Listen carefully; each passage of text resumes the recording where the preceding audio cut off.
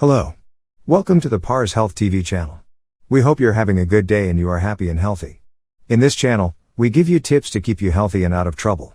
In this video, we want to talk about understanding causes of vertigo and how to treat it. This video is for educational purposes only, and if you have any specific condition or illness, you should consult with your doctor.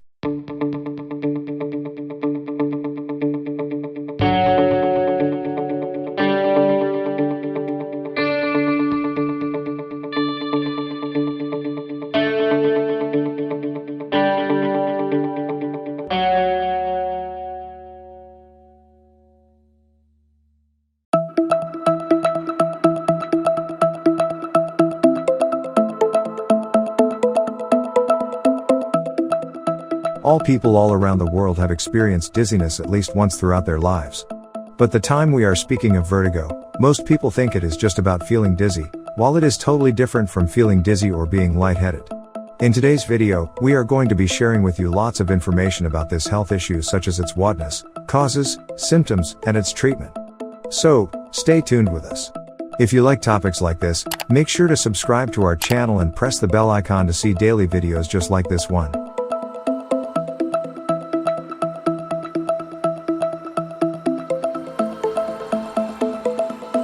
Alright, let's get started. What is vertigo? Vertigo is a sense of rotating, spinning, or rocking while you are standing perfectly straight. Some people may use the word vertigo interchangeably with dizziness to explain a variety of symptoms, ranging from balance dysfunctions and having trouble with walking to motion problems or lightheadedness.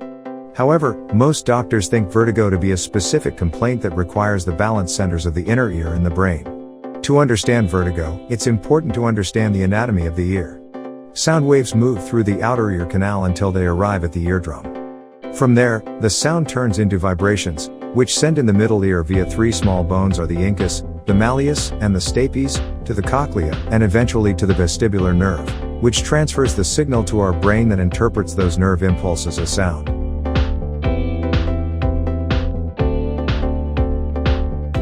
The inner ear is not connected with hearing. It is composed of three semicircular canals, positioned at right angles to each other, that are lined with sensitive nerve cells, which act like a gyroscope for the body.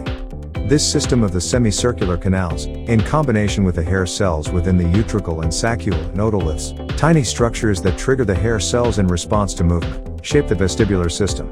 This system gives immediate feedback to the brain, along with vision and proprioception receptors in the body, regarding our position in space.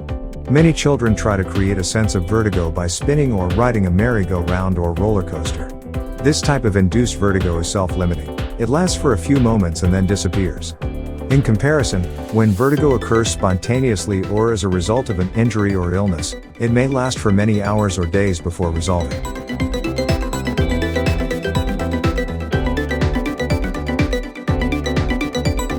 Symptoms. The symptoms of vertigo are a sense of spinning, loss of balance, and rotating. These symptoms can be started even when someone is perfectly still. Movement of the head or body, such as rolling over in bed, can intensify or worsen the symptoms.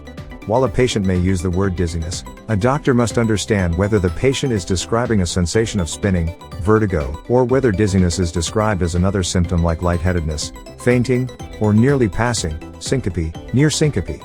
Physical tests often show signs of abnormal eye movements that have been called nystagmus. The doctor may try to reproduce the symptoms by sudden movements of the patient's body or head, looking for nystagmus that can be given by these movements. The medical professional needs to determine whether inner ear problems or the cerebellum, the balance centers of the brain, are the cause of vertigo. The patient may be asked to do coordination tasks to make certain that the brain works normally.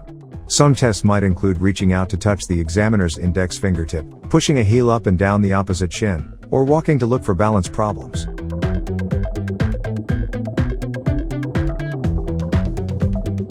Causes of vertigo. There are several different causes of vertigo.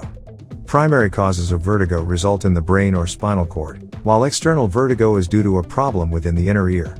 External causes. The structures in the inner ear may become irritated spontaneously. Small crystals or stones exposed normally within the inner ear can become displaced and cause inflammation to the small hair cells within the semicircular canals, leading to vertigo. This is known as benign paroxysmal positional vertigo, or BPPV. Infection of the vestibular nerve can cause vertigo. This is called vestibular neuritis, or labyrinthitis. Acoustic neuromas, tumors of the vestibular nerve, may also present with these three symptoms. Concussion or traumatic brain injury may be connected with vertigo. Strokes may cause vertigo and loss of coordination. Tumors of the brain and spinal cord are also other causes of vertigo. Some patients with a type of migraine headache called vestibular migraine may develop vertigo as a symptom.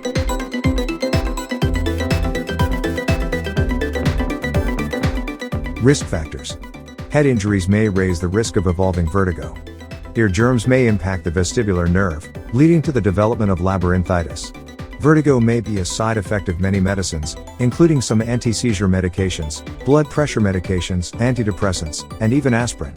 For some people, drinking alcohol can induce vertigo. The risk of stroke rises with poorly controlled high blood pressure, diabetes, and smoking. About 2% to 3% of the population is at risk of developing BPPV. Older women seem to have a slightly higher risk of developing this condition.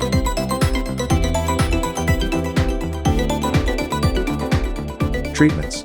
Some of the most efficacious strategies for external vertigo involve particle repositioning actions. Some exercises can help ease symptoms of positional vertigo. This involves quickly lying flat from a seated position, initially with your head pointed away from the side that causes vertigo. This needs to be repeated many times daily for the best profit. Medications may afford some relief but are not recommended for long-term use. Medical professionals often order meclizine for persistent vertigo symptoms and may be useful. Benzodiazepine medications like diazepam are also efficient but may cause important side effects. Other medications may be used to reduce nausea or vomiting. It should be recognized that medications manage the symptoms but do not heal vertigo. For individuals with this disorder, a consistent low salt or low sodium diet is usually suggested.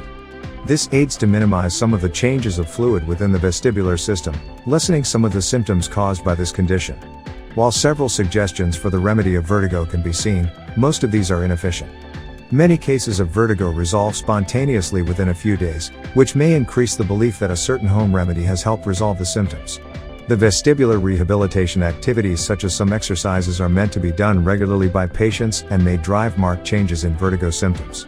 If you are interested in videos like this, make sure to like this video and subscribe to our channel. We hope you have a wonderful day. See you in the next video.